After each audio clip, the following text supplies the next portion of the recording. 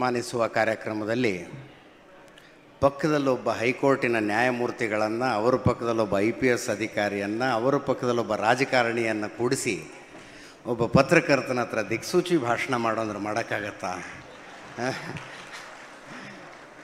ಅತ್ಯಂತ ಕಷ್ಟದ ಕೆಲಸ.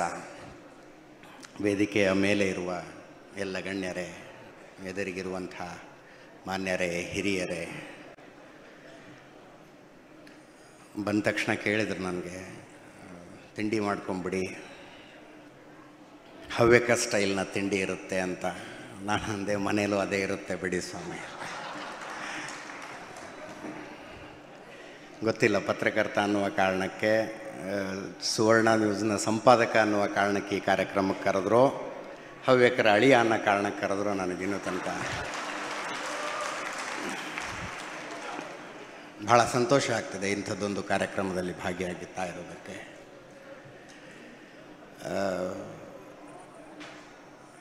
ಹೈಕೋರ್ಟಿನ ಹಾಲಿ ನ್ಯಾಯಮೂರ್ತಿಗಳು ಕುಳಿತಿರುವ ವೇದಿಕೆ ಆಗಿರೋದ್ರಿಂದ ಪ್ರತಿ ಶಬ್ದವನ್ನು ಅಳೆದು ತೂಗಿ ಮಾತಾಡಬೇಕಾಗತ್ತಷ್ಟೆ. ಪುಲ್ವಾಮಾ ದಾಳಿಯಾಗಿತ್ತು. 40ಕ್ಕೂ ಹೆಚ್ಚು ಭಾರತೀಯ ಯೋಧರು ಹುತಾತ್ಮರಾಗಿದ್ದರು. ಒಬ್ಬ ವ್ಯಕ್ತಿಯದೊಂದು ಹೇಳಿಕೆ, ಹುತಾತ್ಮ ಯೋಧರ ಪಟ್ಟಿ ನೋಡಿ, ಇವರ ಸರ್ನೇಮ್ಗಳನ್ನು ನೋಡಿ, ಇವರೆಲ್ಲರ ಸರ್ನೇಮ್ಗಳನ್ನು ನೋಡಿ, ಹುತಾತ್ಮರಾದವರದ್ದು, ಇದನ್ನು ನೋಡಿದ್ರೆ ಅರ್ಥ ಆಗುತ್ತೆ ದೇಶಕ್ಕಾಗಿ ಪ್ರಾಣ ಕೊಡೋ ಸಮುದಾಯಗಳು ಯಾವ್ಯಾವುದು ಅಂತ.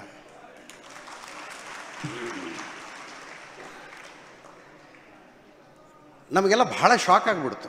ಯಾಕಂದರೆ ಜಾತಿ ಅನ್ನೋ ಪಿಡುಗನ್ನು ಸೈನ್ಯ ತನ್ನ ಹತ್ರ ಬಿಟ್ಕೊಂಡಿಲ್ಲ, ಸಮಾಜ ಬಿಟ್ಕೊಂಡಿದೆ, ಸೈನ್ಯ ಬಿಟ್ಕೊಂಡಿಲ್ಲ ಇನ್ನೂ ತನಕ.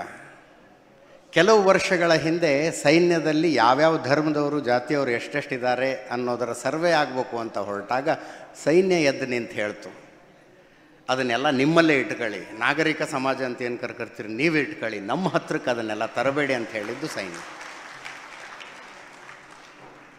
ಅಂದರೆ ಹುತಾತ್ಮ ಯೋಧರ ಪಟ್ಟಿಯನ್ನು ಇಟ್ಕೊಂಡು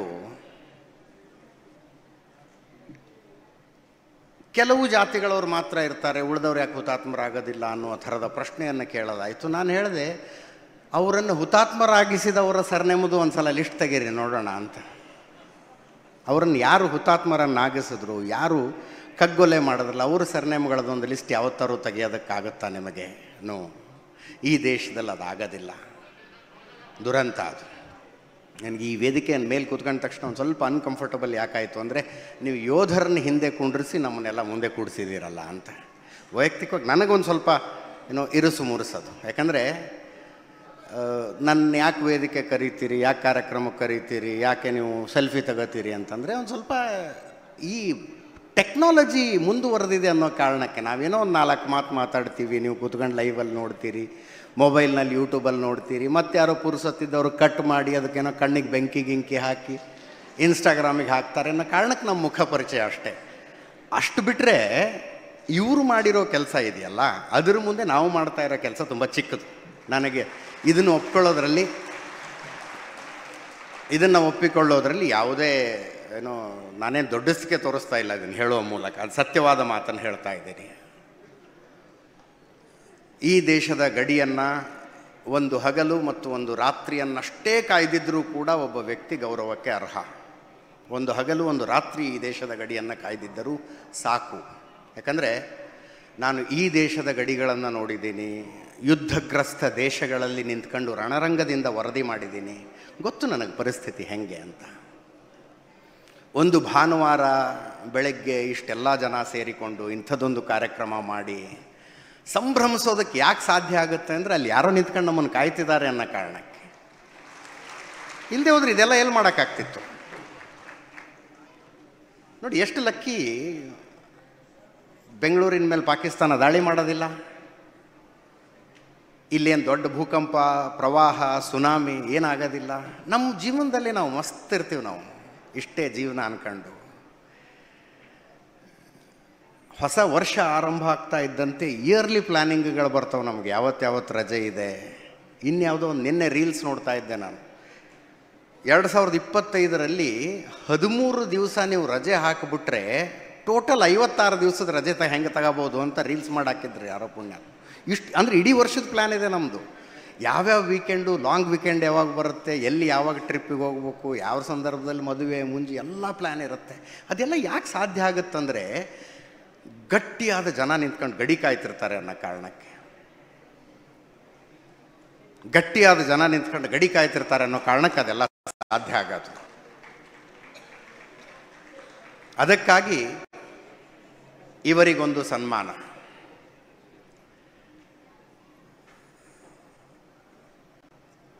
ಆರಂಭದಲ್ಲಿ ಹುತಾತ್ಮ ಯೋಧರನ್ನು ನೆನಪಿಸಿಕೊಂಡು 1 ನಿಮಿಷದ ಮೌನ, ಆನಂತರ ಒಂದು ಹಾಡು ಹಾಕಿದ್ರು, ಆ ಮೇರೆ ವತನ್ ಕೆ ಲೋಗೋ ಜರಾ ಆಂಖ್ ಮೇ ಭರ ಲೋ ಪಾನಿ, ಜೋ ಶಹೀದ್ ಹುए हैं उनके ಜರಾ ಯಾದ್ ಕರೋ ಕುರ್ಬಾನಿ. ಸೈನ್ಯ ಅಂದರೆ ಬರೀ ಕೊಲ್ಲೋದು ಸಾಯೋದು ಅಷ್ಟೇ ಅಲ್ಲ. ಭಾರತೀಯ ಸೈನ್ಯ, ನಾನು ಎಲ್ಲಿ ನಿಂತ್ಕೊಂಡಾದರೂ ಹೇಳ್ತೀನಿ, ಅದನ್ನು ಪ್ರಪಂಚದ ಅತ್ಯಂತ ಮೌಲಿಕವಾದ ಮತ್ತು ನೈತಿಕವಾದ ಸೈನ್ಯ. ಇಷ್ಟು ಮೊರಾಲಿಟಿ ನೀವೆಲ್ಲೂ ನೋಡೋದಕ್ಕೆ ಸಾಧ್ಯ ಇಲ್ಲ.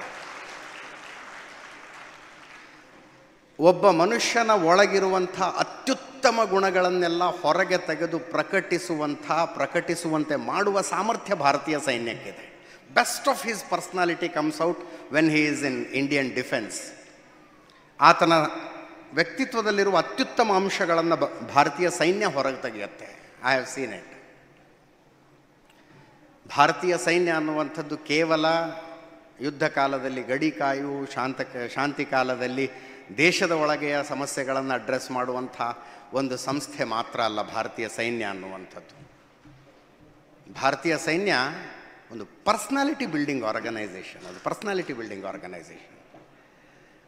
ತುಂಬ ಯೋಚನೆ ಮಾಡೋ ಒಂದು ಮಾತನ್ನು ಹೇಳ್ತಾ ಇದ್ದೀನಿ ನಾನು. ಯಾಕಂದರೆ IPS ಅಧಿಕಾರಿ, ಒಬ್ಬ ನ್ಯಾಯಾಧೀಶರಿದ್ದಾರೆ ಈ ವೇದಿಕೆಯ ಮೇಲೆ. ನಾನು ಭಾಳ ಸಣ್ಣವನಿದ್ದೆ. ಒಬ್ಬ ಕಾಗೆಯವರು ಕೂಡ ಕ್ಷಮಿಸ್ಬೇಕು ನನ್ನ, ಇಂಥದ್ದೊಂದು ಉದಾಹರಣೆ ಕೊಡ್ತಿದ್ದೀನಿ ಅನ್ನೋ ಕಾರಣಕ್ಕೆ. ಒಬ್ಬ ಶಾಸಕರು ಒಬ್ಬ KAS ಅಧಿಕಾರಿಯನ್ನು ಬೈಯೋದನ್ನು ಕಣ್ಣಾರೆ ನೋಡಿದೆ. ನಾನು ಭಾಳ ಚಿಕ್ಕವನಿದ್ದೆ. MLA ಒಬ್ಬರು KAS ಆಫೀಸರ್ನ ಬೈತಾಯಿದ್ರು. ಆ MLA ಅನಕ್ಷರಸ್ಥರು, ಹೆಬ್ಬೆಟ್ಟು. ಅದನ್ನು ನೋಡಿದಾಗ ನನಗೆ ಅನ್ನಿಸ್ತು, ಹೌದು, ವಿದ್ಯೆ ಸರ್ವಶಕ್ತಿಮಾನ, ಹೌದು, ವಿದ್ಯೆ ತಾಕತ್ತಿದೆ ವಿದ್ಯೆಗೆ. ಆದರೆ ಒಬ್ಬ ಶಾಸಕಾಂಗದ ಎದುರು ಅದು ಕೂಡ ತಲೆ ತಗ್ಸ್ಕೊಂಡು ನಿಲ್ಲಬೇಕಾದ ಪರಿಸ್ಥಿತಿ ಅಲ್ಲ. ಅವಾಗ ನಾನೊಂದು ಯೋಚನೆ ಮಾಡಿದೆ, ಜೀವನದಲ್ಲಿ ಯಾವತ್ತೂ ಸರ್ಕಾರಿ ನೌಕರಿ ಒಂದು ಮಾಡೋದಿಲ್ಲ ನಾನು ಅಂತ. ಪ್ರತಿಜ್ಞೆ, ಅದು ಭೀಷ್ಮ ಪ್ರತಿಜ್ಞೆ. ಸರ್ಕಾರಿ ನೌಕರಿಗೊಂದು ಸೇರ್ಕೋಬಾರ್ದು ನಾನು, ಬೇರೆ ಏನಾದ್ರು ಮಾಡೋಣ ಅಂತ. ಆದರೆ ನಾನು SLCಲಿದ್ದೆ, 10th ಸ್ಟ್ಯಾಂಡರ್ಡ್ ಓದ್ತಾ ಇದ್ದೆ. ಕಾರ್ಗಿಲ್ ಯುದ್ಧ, ಫಸ್ಟ್ ಟೆಲಿವೈಸ್ಡ್ ವಾರ್ ಆಫ್ ಇಂಡಿಯಾ, ಭಾರತದ ಮೊಟ್ಟ ಮೊದಲನೇ ಯುದ್ಧ TV ನಾವು ನೋಡಿದಂಥದ್ದು. ಆ ಸಂದರ್ಭದಲ್ಲಿ ನನ್ನ ನಿರ್ಧಾರ ಬದಲಾಯಿತು. ಸರ್ಕಾರಿ ನೌಕರಿ ಅಂತ ಮಾಡಿ ಸರ್ಕಾರಿ ಸಂಬಳ ಅಂತ ತಗೊಂಡ್ರೆ ನಾನು ಭಾರತೀಯ ಸೈನ್ಯದಲ್ಲೊಂದು ತಗೋಬೇಕು ಅಂತ. ಭಾರತೀಯ ಸೈನ್ಯದಲ್ಲಿ ತಗೋಬೇಕು. ಇನ್ನೂ ತನಕ ನಾನು ನನ್ನ ಜೀವನದಲ್ಲಿ ಹಾಕಿರುವ ಒಂದೇ ಒಂದು ಅರ್ಜಿ ಅಂದರೆ ಅದು ಇಂಡಿಯನ್ ಏರ್ಫೋರ್ಸಿಗೆ ಹಾಕಿದ್ದೆ ನಾನು. ಬಟ್ ಯಾಕೋ ಏರ್ಫೋರ್ಸ್ ನನ್ನನ್ನು ಒಳಗೆ ಬಿಟ್ಕೊಳ್ಳಿಲ್ಲ. ತುಂಬ ಆಸೆ ಇತ್ತು ನನಗೆ ಫೈಟರ್ ಜೆಟ್ ಪೈಲಟ್ ಆಗಬೇಕು ಅಂತ. ಕ್ಯಾಪ್ಟನ್ ನಚಿಕೇತ್ ಅಂತ ಆ ಸಂದರ್ಭದಲ್ಲಿ ಇನ್ನೂ ತನಕ ನನಗೆ ಅವರ ಮುಖ ನೆನಪಿದೆ. ಅವರ ವಿಮಾನವನ್ನು ಪಾಕಿಸ್ತಾನಿ ಪಡೆಗಳು ಹೊಡೆದುರುಳಿಸಿ ಅವರು ಜೀವಂತವಾಗಿ ಸೆರೆ ಸಿಕ್ಕಾಗ ವಾಪಸ್ ಅವ್ರನ್ನ, ನೀವು ಅಭಿನಂದನ್ ನೋಡಿದ್ರಲ್ಲ, ಆ ರೀತಿಯಲ್ಲಿ ಆವಾಗ ನಾವು ಕ್ಯಾಪ್ಟನ್ ನಚಿಕೇತನ್ ನೋಡಿದ್ವಿ. ಅಂಥದ್ದೊಂದು ಘಟನೆಯನ್ನು, ಅಂಥದ್ದೊಂದು ದೃಶ್ಯವನ್ನು ನೋಡ್ಕೊಂಡು ಬೆಳೆದಂಥವ್ರು ನಾವು. ನನ್ನ ದೃಢ ನಿರ್ಧಾರ ಬದಲಾಗಿತ್ತು. ನಾನು ಸರ್ಕಾರಿ ಸಂಬಳ ಅಂತ ತಗೊಂಡ್ರೆ ಭಾರತೀಯ ಸೈನ್ಯದಲ್ಲೂ ತಗೊಳ್ಬೇಕು ಅಂತ ನಾನು ಇದುವರೆಗೂ ಸಲ್ಲಿಸಿರುವ ಏಕೈಕ ಅರ್ಜಿ ಅದು. ಅವತ್ತಿನ ಆ ಟೆಲಿವೈಸ್ಡ್ ವಾರಲ್ಲಿ ಮೊಟ್ಟ ಮೊದಲ ಹುತಾತ್ಮರದೊಂದು ಪಡೆ, 21 ವರ್ಷ, ಸೌರಭ್ ಕಾಲಿಯಾ ಅಂತ. ನಾನೊಂದು ದಿವಸ ನಮ್ಮ ಮನೇಲಿ, ಹುಬ್ಳಿ ಹತ್ರ ಚಬ್ಬಿ ನಮ್ಮೂರು, ಮನೇಲಿ ಕೂತ್ಕೊಂಡು ತಿಂಡಿ ತಿಂತಾ ಇದ್ದೆ. TV ಸೌರಭ್ ಕಾಲಿಯಾ ತಾಯಿಯ ಇಂಟರ್ವ್ಯೂ ಬರ್ತಾಯಿತ್ತು. ತಾಯಿ ಹೇಳ್ತಾ ಇದ್ರು, ಸೌರಭ್ ಕಾಲಿಯಾ ಚಿಕ್ಕವನಿದ್ದಾಗ ಅಮ್ಮ ಮಗ ಇಬ್ಬರು ಕೂತ್ಕೊಂಡು TV ನೋಡ್ತಿದ್ರಂತೆ. ಅವ್ರ ತಾಯಿ ಘಟನೆ ನೆನಪಿಸಿಕೊಳ್ತಾ ಇದ್ರು ಅದನ್ನು. ಅಮ್ಮ ಮಗ ಇಬ್ಬರು ಕೂತ್ಕೊಂಡು TV ನೋಡ್ತಾ ಇದ್ರಂತೆ. TV ಕಪಿಲ್ ದೇವ್ ತಾಯಿದು ಇಂಟರ್ವ್ಯೂ ಬರ್ತಾ ಇತ್ತಂತೆ. ಅಮ್ಮ ಸಣ್ಣ ಮಗನಿಗೆ ಹೇಳ್ತಾರೆ, ನೋಡು, ಕಪಿಲ್ ದೇವ್ ಎಷ್ಟು ದೊಡ್ಡ ಮನುಷ್ಯ. ಅವನ ಕಾರಣಕ್ಕಾಗಿ ಅವನ ತಾಯಿನೂ ಟಿ ವಿಯಲ್ಲಿ ಬರ್ತಾ ಇದ್ದಾರೆ ಅಂದರೆ, ಸೌರಭ್ ಕಾಲಿ ಅವತ್ತು ಹೇಳಿದ್ನಂತೆ, ಅಮ್ಮ ದೊಡ್ಡವನಾದ್ಮೇಲೆ ನಾನು ಎಂಥ ಕೆಲಸ ಮಾಡ್ತೀನಿ ಅಂದರೆ ನನ್ನ ಕಾರಣಕ್ಕೆ ನೀನು ಟಿ ವಿಲಿ ಬರ್ತೀಯ, ನೋಡ್ತಾ ಇರು ಅಂದಿದ್ನಂತವನು. ಅವತ್ತು ಅವನ ತಾಯಿ ನೆನಪಿಸಿಕೊಳ್ತಾ ಇದ್ರು. ಹಿಂಗೆ ಅಂದಿದ್ದ ನನ್ನ ಮಗ.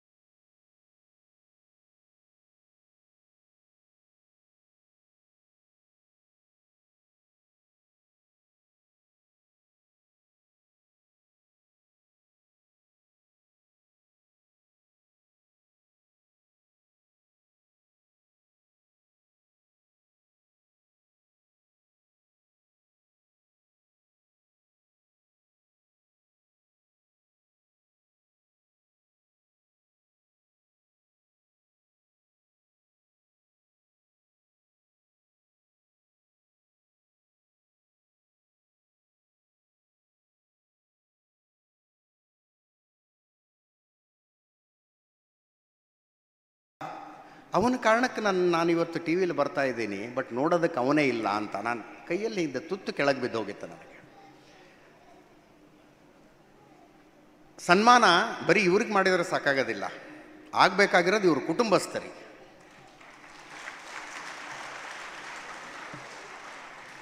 ನಾವು ದಿನ ಬೆಳಗಾದ್ರೆ ಯಾರ್ಯಾರ್ದೋ ಜೊತೆ ಕಿತ್ತಾಡ್ಕೋತೀವಿ, ಬಡದಾಡ್ಕೋತೀವಿ, ಜಗಳಾಡ್ತೀವಿ. ಸಾಯಂಕಾಲ 7 ಗಂಟೆಗೆ ನಾನು ಟಿ ವಿಲಿ ಬರದೇ ಹೋದರೆ ನಮ್ಮಮ್ಮ ನನ್ನ ಹೆಂಡ್ತಿಗೆ ಫೋನ್ ಮಾಡ್ತಾರೆ, ಹುಷಾರಿದ್ದಾನೆ ಎಲ್ಲೋವನು ಅಂತ. 7 ಗಂಟೆಗೆ ಟಿ ವಿಲಿ ಬರದೇ ಹೋದರೆ, 8:15 ಬರಲಿಲ್ಲ ಅಂದರೆ ಬಿಡಿಯೋದು, ಭೂಮಿ ಆಕಾಶ ಒಂದು ಮಾಡಿಬಿಡ್ತಾರೆ ನಮ್ಮಮ್ಮ. ವೀಡಿಯೋ ಕಾಲ್ ಮಾಡಿ ತೋರಿಸ್ ನೀನು ಹೆಂಗಿದೆಯಾ ಅಂತ. Look at these people. ಇವ್ರ ತಂದೆ ತಾಯಿ ಎಲ್ಲೋ ಗೋಕರ್ಣದಲ್ಲೋ ಕುಮಟಾದಲ್ಲೋ, ಇವರೆಲ್ಲೋ ಕಾಶ್ಮೀರದಲ್ಲೋ ರಾಜಸ್ಥಾನದಲ್ಲೋ. ಕಳಿಸಿಕೊಡೋದಿದೆಯಲ್ಲ ಮನೆ ಮಕ್ಕಳನ್ನು, ಗಂಡನನ್ನು, ಅಪ್ಪ ಅಮ್ಮನನ್ನು, ಅದು ಸನ್ಮಾನ ಆಗಬೇಕಾಗಿರೋದು ಇವ್ರ ತಂದೆ ತಾಯಿಗೆ, ಇವರ ಹೆಂಡತಿಯರಿಗೆ, ಇವರ ಮಕ್ಕಳಿಗೆ ಕಳಿಸ್ಕೊಟ್ರಲ್ಲ ಅವರು. ಜಯನಗರದಿಂದ ವೈಟ್ ಫೀಲ್ಡಿಗೆ 9 to 5 ಜಾಬ್ಗೆ ಮಾಡೋದಕ್ಕೆ ಹೋದಂಥ ಮಗ ದಿನ 6 ಗಂಟೆಗೆ ಬರ್ತಿದ್ದ, 6:30 ಆದರೂ ಬರ್ತಿಲ್ಲ ಅಂತ ಟೆನ್ಷನ್ ಮಾಡ್ಕೋತಾರೆ.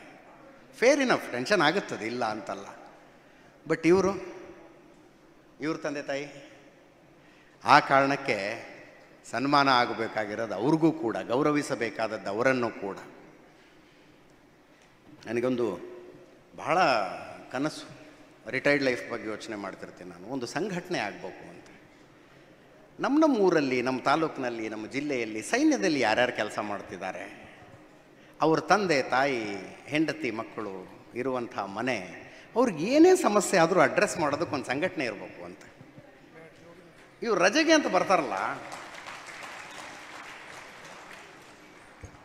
ರಜೆಗೆ ಅಂತ ಬಂದರೆ ರೈಲ್ವೆ ಸ್ಟೇಷನ್ಗೆ ಹೋಗಿ ನಿಂತ್ಕೊಂಡು ಇವ್ರದ್ದೊಂದು ಸುಟ್ ಕೇಸ್ ಇಸ್ಕೊಂಡು ಒಂದು 4 ಜನ ಮನೆ ತನಕ ಬಿಟ್ಟು ಬಂದರೆ ಎಷ್ಟು ಖುಷಿ ಆಗುತ್ತೆ ಅವ್ರಿಗೆ. ರಜೆ ಮುಗಿಸಿ ಇವ್ರು ಮತ್ತೆ ಪೋಸ್ಟಿಂಗ್ ಎಲ್ಲಿರುತ್ತೋ ಅಲ್ಲಿಗೆ ಹೋಗ್ತಾ ಇರೋವಾಗ ರೈಲ್ವೆ ಸ್ಟೇಷನ್ ತನಕ ಬಿಟ್ಟು, ಟೆನ್ಷನ್ ಮಾಡ್ಕೋಬೇಡಿ ಸರ್, ನಿಮ್ಮ ಅಪ್ಪ ಅಮ್ಮ ಬೇರೆ ಅಲ್ಲ, ನನ್ನ ತಂದೆ ತಾಯಿ ಬೇರೆ ಅಲ್ಲ, ನಿಮ್ಮ ಪತ್ನಿ ನನ್ನ ಸಹೋದರಿ ಇದ್ದಂಗೆ, ನಿಮ್ಮ ಮಕ್ಕಳದ್ದು ಏನು ತಲೆ ಕೆಡಿಸ್ಕೋಬೇಡಿ, ನಾವಿರ್ತೀವಿ, ಡೋಂಟ್ ವರಿ, ಏನೇ ಇದ್ದರೂ ನಮಗೊಂದು ಕಾಲ್ ಮಾಡಿ ಅಂತ ಅವ್ರಿಗೊಂದು ಅಭಯ ಕೊಟ್ಟು ಟ್ರೈನ್ ಹತ್ತಿಸಿದ್ರೆ ಎಷ್ಟು ನಿಶ್ಚಿಂತರಾಗಿ ಕೆಲಸ ಮಾಡೋದಕ್ಕಾಗತ್ತೆ ಅವರು ಅಂತ ಅಲ್ವಾ. ಇದು ಯಾಕೋ ಯೋಚನೆ ಬಂತು ಅಂದರೆ, ಮುಂಬೈ ಭಯೋತ್ಪಾದಕ ದಾಳಿಯಲ್ಲಿ ಮೃತಪಟ್ಟ ಪೊಲೀಸ್ ಇನ್ಸ್ಪೆಕ್ಟರ್ ಹೆಂಡ್ತಿನ ನಾನು ಮಾತಾಡಿಸ್ತಾ ಇದ್ದೆ ಮುಂಬೈಯಲ್ಲಿ. ಅವ್ರ ಹೆಸರು ಸ್ಮಿತಾ ಸಲಾಸ್ಕರ್ ಅಂತ. ಅವರ ಗಂಡ ವಿಜಯ್ ಸಲಾಸ್ಕರ್ ಭಯೋತ್ಪಾದಕರ ದಾಳಿಗೆ ತೀರ್ಕೊಂಡಿದ್ರು. ಮರಣೋತ್ತರ ಅಶೋಕ ಚಕ್ರ ಪ್ರಶಸ್ತಿಯನ್ನು ಕೊಡಲಾಗಿತ್ತು ಅವ್ರಿಗೆ. ಅವರ ಇಂಟರ್ವ್ಯೂ ಮಾಡ್ತಿರೋರು, ಸುಮ್ಮನೆ ಮಾತಾಡಿಸ್ತಿರುವಾಗ ನಾ ಕೇಳಿದೆ ಅವ್ರಿಗೆ, ನಿಮ್ಮ ಗಂಡ ಮಾಡಿದ ಕೆಲಸದ ಬಗ್ಗೆ ನಿಮಗೆ ಹೆಮ್ಮೆ ಇದೆಯಾ ಅಂತ ಕೇಳಿದೆ. ಒಂದು ಸ್ವಲ್ಪ ಕಣ್ಣಲ್ಲಿ ನೀರು ಬಂತು ಅವ್ರಿಗೆ, ಸ್ವಲ್ಪ ಕಣ್ಣಲ್ಲಿ ನೀರು ಬಂತು. ಗಂಡ ಹುತಾತ್ಮನಾದ ನಂತರದ ಜೀವನ ಅಂತ ಕೇಳಿದೆ. ಒಂದು ಘಟನೆ ಹೇಳಿದರು ಅವರು. ಮರಣೋತ್ತರ ಅಶೋಕ ಚಕ್ರವನ್ನು ಪಡೆದಂಥವರಿಗೆ, ಅವರ ಕುಟುಂಬದವರಿಗೆ ಗೌರ್ಮೆಂಟ್ ಒಂದು ಕಾರ್ಡ್ ಕೊಡುತ್ತೆ. ಆ ಕಾರ್ಡ್ ತೋರಿಸಿ ಎಲ್ಲ ಟೋಲ್ಗಳಲ್ಲೂ ಫ್ರೀಯಾಗಿ ಓಡಾಡಬಹುದು, ಟೋಲ್ಗಳಲ್ಲಿ ಫ್ರೀಯಾಗಿ ಓಡಾಡಬಹುದು. ಅವರು ಪುಣೆ ಮುಂಬೈ ಎಕ್ಸ್ಪ್ರೆಸ್ ವೇನಲ್ಲಿ ಆ ಕಾರ್ಡ್ ತೋರಿಸಿದ್ರಂತೆ. ಅಲ್ಲಿ ಕುಂತಿದ್ದ ಹುಡುಗ ನೋಡಿ, ಇವೆಲ್ಲ ನಡೆಯೋದಿಲ್ರಿ ಅಂದಿದ್ದಾನೆ, ಇವೆಲ್ಲ ನಡೆಯೋದಿಲ್ರಿ. ಅವ್ರು ಹೇಳಿದ್ದಾರೆ ಸ್ಮಿತಾ ಅವರು, ಇಲ್ಲಪ್ಪ, ಮರಣೋತ್ತರ ಅಶೋಕ ಚಕ್ರ ಪಡೆದ ವಿಜಯ್ ಸಲಾಸ್ಕರ್ ಪತ್ನಿ ನಾನು, ನಮಗೆ ಉಚಿತವಾಗಿ ಪ್ರಯಾಣ ಮಾಡೋದಕ್ಕೆ ಸರ್ಕಾರ ಕೊಟ್ಟಿರುವ ಗೆಜೆಟ್ ನೋಟಿಫಿಕೇಷನ್ ಇದೆ ನೋಡು ಅಂತ ತೋರ್ಸಕ್ಕೆ ಹೋದ್ರಂತೆ. ಅವನಿಗದೆಲ್ಲ ಅರ್ಥ ಆಗಿಲ್ಲ. ನೀವು VIP ಆದರೆ ಕಾರಿನ ಮೇಲೆ ರೆಡ್ ಲೈಟ್ ಹಾಕೊಂಬನ್ನಿ, ಯಾವ್ಯಾವುದೋ ಕಾರ್ಡ್ ಇಟ್ಕೊಂಬಂದರೆ ಬಿಡೋದಕ್ಕಾಗೋದಿಲ್ಲ ಅನ್ನಂಥವನು. ಅವಾಗ ಸ್ಮಿತಾ ಸಲಾಸ್ಕರ್ ಹೇಳ್ತಾರೆ, ನಾನು ದೇಶಕ್ಕೆ ಗಂಡನ್ನೇ ಕೊಟ್ಟವಳಪ್ಪ, ನಿನಗೆ 45 ರೂಪಾಯಿ ಕೊಡೋದಿಲ್ವಾ ಅಂದ್ಲದ್ರು. ಆ ಸೆನ್ಸಿಟಿವಿಟಿಯನ್ನು ಹುಟ್ಟು ಹಾಕುವಂಥ ಕೆಲಸ ನೀವು ಆದಂಥವ್ರು ಮಾಡಬೇಕು. ಸಮಾಜದ ಕರ್ತವ್ಯ ಅದು, ಸಮಾಜದ ಕರ್ತವ್ಯ. ಅಲ್ಲಿ ಇನ್ನೊಂದು ದೇಶದ ಕಡೆ ಮುಖ ಮಾಡಿಕೊಂಡು ನಿಂತು ಗಡಿಯನ್ನು ಕಾಯ್ತಾ ಇರೋರಿಗೆ, ಅಯ್ಯೋ ನಮ್ಮ ತಂದೆ ತಾಯಿ ಊಟ ಮಾಡಿದ್ರೋ ಇಲ್ವೋ, ಅವರು ಟ್ಯಾಬ್ಲೆಟ್ ತಗೊಂಡ್ರೋ ಇಲ್ವೋ, ಅವ್ರು ಗೌರ್ಮೆಂಟ್ ಏನೋ ಹಾಸ್ಪಿಟ್ಲಿಗೆ ಹೋಗೋದಕ್ಕೆ ಅಪಾಯಿಂಟ್ಮೆಂಟ್ ಫಿಕ್ಸ್ ಆಗಿತ್ತು ಹೋಯ್ತೋ ಇಲ್ವೋ, ಮಗನಿಗೆ ಅಡ್ಮಿಷನ್ ಆಯಿತೋ ಇಲ್ವೋ, ಯಾವುದೋ ಪಕ್ಕದ ಸೈಟ್ನವರು ನಮ್ಮ ಜೊತೆ ಜಗಳ ಮಾಡ್ತಾಯಿದ್ರು, ಅದು ಬಗೆಹರಿತೋ ಇಲ್ವೋ, ತಹಶೀಲ್ದಾರ್ ಹತ್ರ ಪತ್ನಿ ಒಬ್ಬರೇ ಹೋಗಿದ್ರೋ ಏನೋ ಅನ್ನುವ ಚಿಂತೆ ಅವ್ರಿಗೆ ಆಗೋದಕ್ಕೆ ಬಿಡಬಾರ್ದು. ಸಮಾಜದ ಕರ್ತವ್ಯ ಅದು, ಸಮಾಜದ ಕರ್ತವ್ಯ ಅದು. ಅಂಥ ಕರ್ತವ್ಯವನ್ನು ಸಮಾಜ ನಿರ್ವಹಿಸಬೇಕು. ಅವರು they have to fight only in one front. ಶತ್ರು ದೇಶದ ಜೊತೆಗೆ ಮಾತ್ರ ಯುದ್ಧ ಮಾಡಬೇಕು ಅವರು. ಇಲ್ಲಿ ಒಳಗೂ ಯುದ್ಧ ಮಾಡು, ಹೊರಗೂ ಯುದ್ಧ ಮಾಡು ಅಂದರೆ ದಣದು ಹೋಗ್ತವೆ ಜೀವಗಳು. ಅದಕ್ಕೆ ಅವಕಾಶ ಸಮಾಜ ಕೊಡಬಾರ್ದು. ಕೊನೆಯದಾಗಿ, ಇದನ್ನು ಅನೇಕ ವೇದಿಕೆಗಳಲ್ಲಿ ಹೇಳಿದ್ದೀನಿ, ಇನ್ನೂ ಅನೇಕ ವೇದಿಕೆಗಳಲ್ಲಿ ಹೇಳ್ತೀನಿ ನಾನು. ಸೈನ್ಯ ಮತ್ತು ಸಮಾಜದ ಸಂಬಂಧ ಮತ್ತು ಕರ್ತವ್ಯಗಳು ಹೆಂಗಿರ್ತವೆ ಅನ್ನೋದಕ್ಕೆ ಉದಾಹರಣೆ. ಕಳೆದ ವರ್ಷ ನಾನು ಇಸ್ರೇಲ್ ಹಮಾಸ್ ಯುದ್ಧದ ವರದಿಗೆ ಹೋಗಿದ್ದೆ.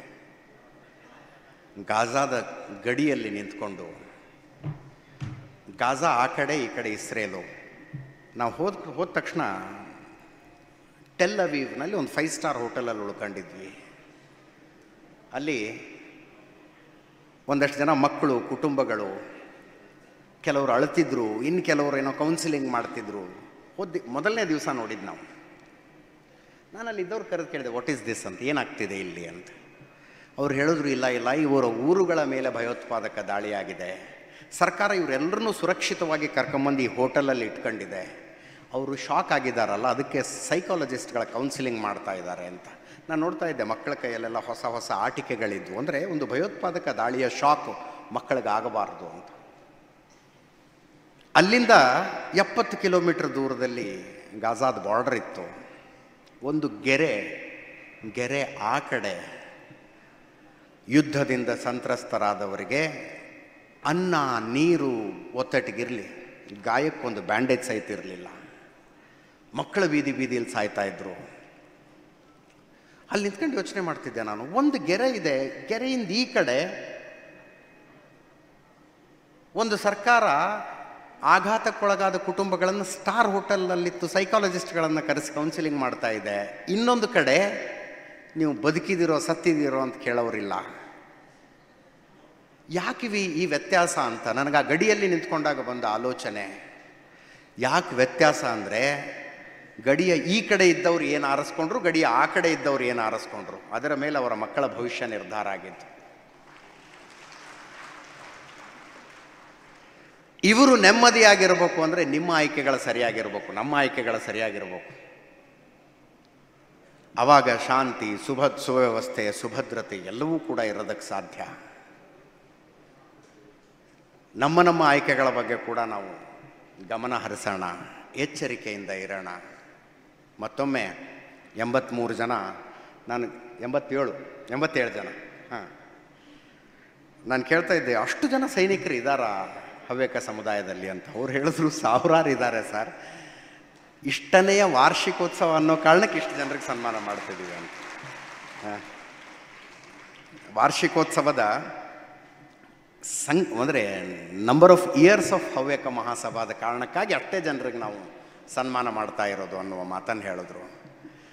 ನಾನು ಮಧ್ಯದಲ್ಲಿ ಹೇಳಿದ್ದೀನಿ, ಇನ್ನೊಮ್ಮೆ ಹೇಳ್ತೀನಿ, ಸೈನ್ಯ ಅಂದರೆ ಕೇವಲ ಪ್ರಾಣ ತೆಗೆಯೋದು, ಪ್ರಾಣ ಕೊಡೋದು ಅದಷ್ಟೇ ಅಲ್ಲ, ಒಂದು ಅದ್ಭುತವಾದ ಲೈಫ್ ಸ್ಟೈಲ್ ಇರುತ್ತೆ ಸೈನ್ಯದ್ದು. I envy them. ನನಗೊಂಥರ ಒಬ್ಬ ಸೈನ್ಯಾಧಿಕಾರಿಯನ್ನು, ಯಂಗ್ ಸೈನ್ಯಾಧಿಕಾರಿಗಳನ್ನು ನೋಡಿದಾಗ ಒಂಥರದ ಹೊಟ್ಟೆ ಕಿಚ್ಚು ಕೂಡ ಆಗುತ್ತೆ. ಒಂದು ಅದ್ಭುತವಾದ ಲೈಫ್ ಸ್ಟೈಲ್ ಇರುತ್ತೆ. ಏನು ಗಾಲ್ಫ್ ಆಡ್ತಾರೋ